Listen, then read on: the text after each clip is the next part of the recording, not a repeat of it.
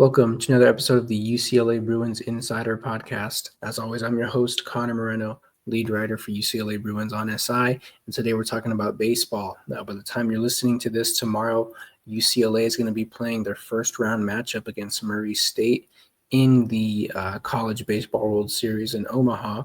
And in this episode, we're just going to go ahead and talk about the journey that it took for UCLA to get back to the College Baseball World Series for the first time in 12 years.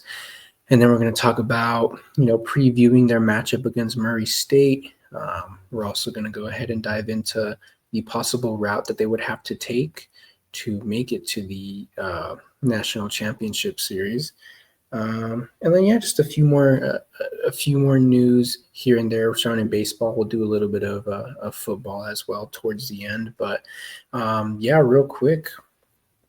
So junior right-handed pitcher Cody Delvecchio, he was actually academically ineligible to play since I think his last game was March 28th. He played against Purdue, and that's the last time he pitched. He had like a 6.82 ERA. Not really that good, but also not too bad considering that I think it was like 33 innings. He had like 36 strikeouts. So that's a pretty good strikeout rate right there. The reason he wasn't able to play since March is because UCLA as a school, they go by quarters. So he was deemed academically ineligible after the winter quarter, which I'm assuming started in April. So he hasn't been able to play for about 2.5 months. But now that the spring quarter is finished, he went ahead and got his grades up, locked in, and now he's able to join the team in the College World Series. So he's going to play.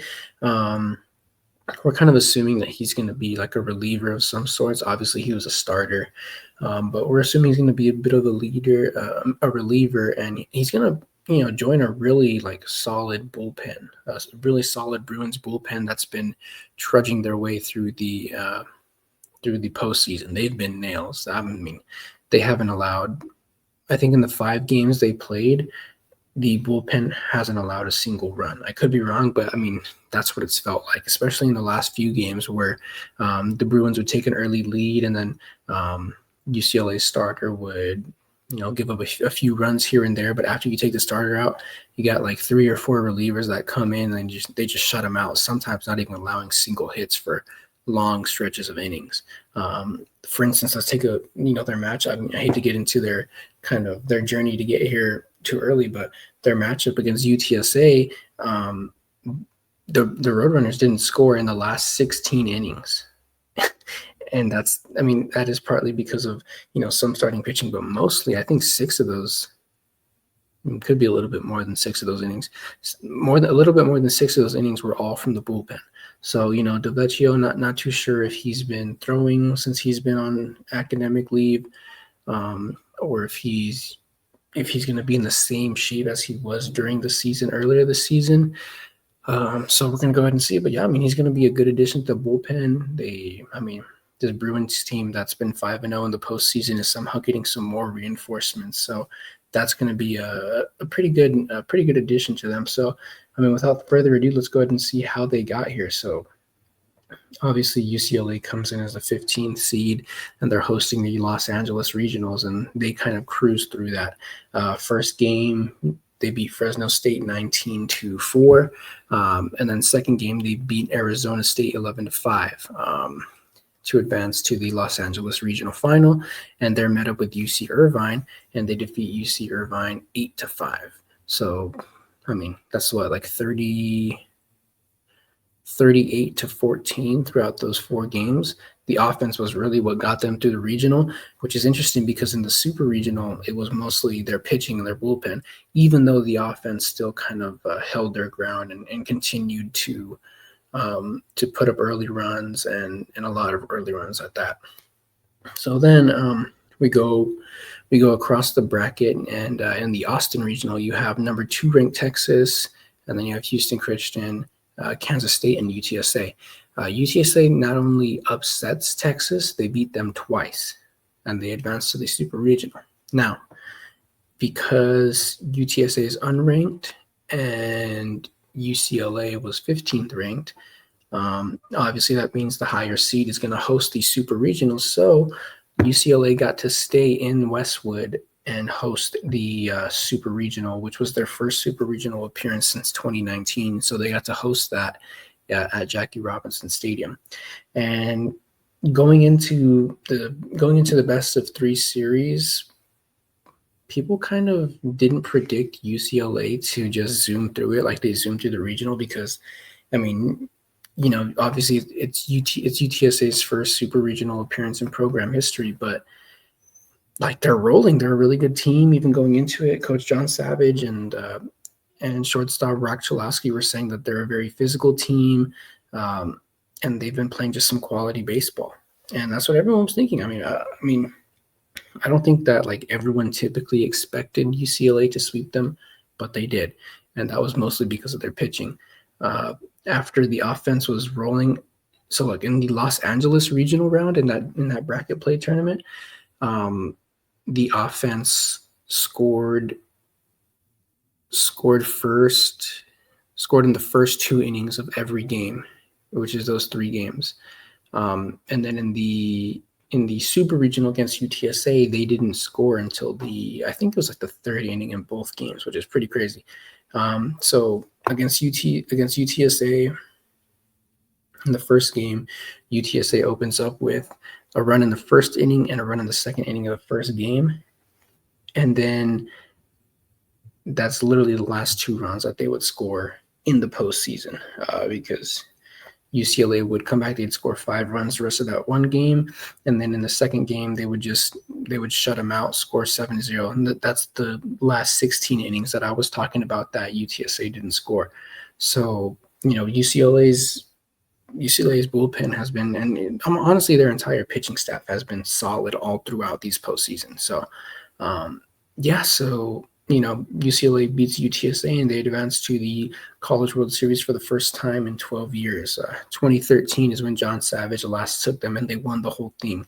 So this Bruins team is in rarefied air right now. Now in the first round matchup, they play against Murray State. Murray State made it out of the Oxford Regional, which had number 10th ranked Ole Miss, and then they beat Duke, who made it out of the Athens Regional. They beat Duke in the Durham Super Regional in 3 games. So joining UCLA and Murray State in that first bracket is number 3 Arkansas, number 6 LSU. Very tough bracket, especially considering when you look at the other College World Series bracket, which is Oregon State, which is number 8th, and then Coastal Carolina's 13th. Then you have unranked Arizona and unranked Louisville. So definitely, if you're UCLA, you really want to be in the other. I think if you're any team in this first bracket, you really want to be in the other bracket, just because on paper the matchups aren't that harsh as the first bracket. But so by the time you're listening to this, UCLA is going to play Murray State tomorrow, which is Saturday, at 11 a.m. Pacific time.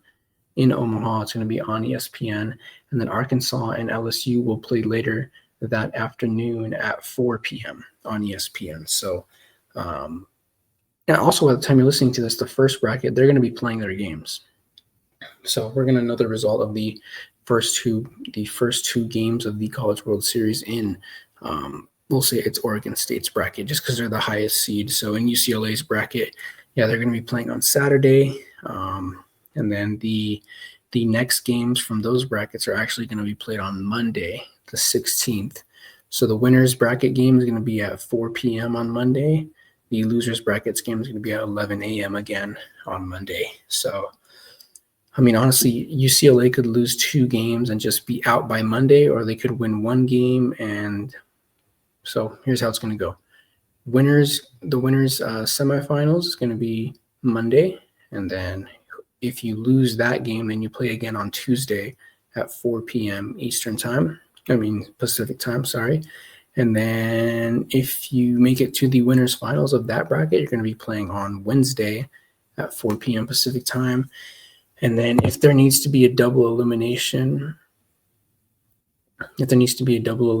game, in that winners finals, that one's going to be held on Thursday. So it's going to go all the way to the weekend, which, by the way, the first game of the national championship is going to be on the 21st. So this whole week is going to be full of baseball.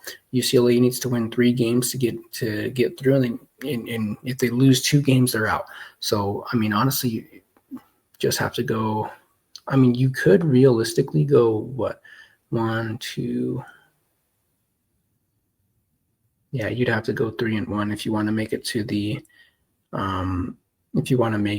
national championship. So yeah, that's UCLA's journey to another national championship for the first time in 12 years.